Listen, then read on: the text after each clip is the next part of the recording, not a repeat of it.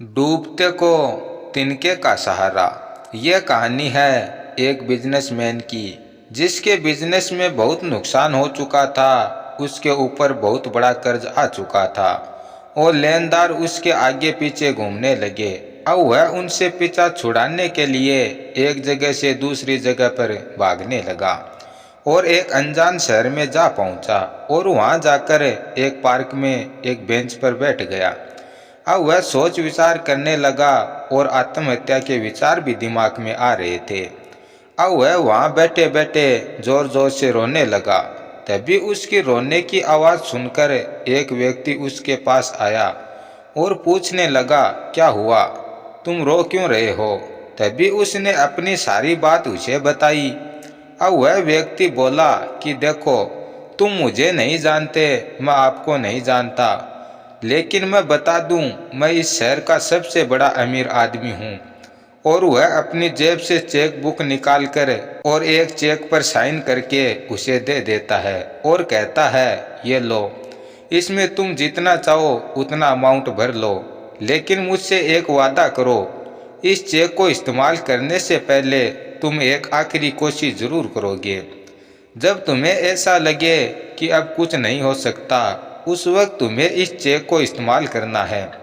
अब तुम जाओ और मेहनत करो।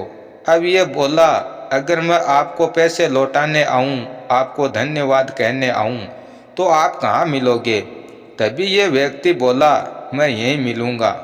अब ये चेक लेकर वहाँ से चला गया और ये सोचकर मेहनत करने लगा कि जब कुछ नहीं होगा तो इस चेक को इस्तेमाल कर लूँगा।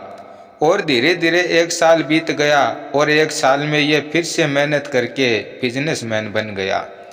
अब इसने सोचा कि चलो ये चेक उस व्यक्ति को वापस कर आता हूँ। अब ये फिर से उसी जगह पहुँचा तो देखा, जिस व्यक्ति ने इसे चेक दिया था उसे कुछ लोग पीट रहे हैं। अब ये वहाँ जाकर पूछने लगा, अरे आप इस अमीर व्यक्ति को क्यों पीट रहे हो।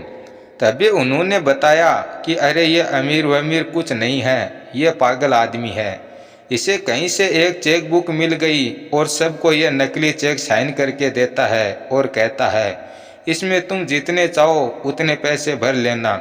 अब ये व्यक्ति अंदर से हिल गया और सोचने लगा कि मैं इतने दिन से एक नकली चेक के सहारे इतने रिस्क लेता रहा और इतना बड़ा बिजनेसमैन बन गया।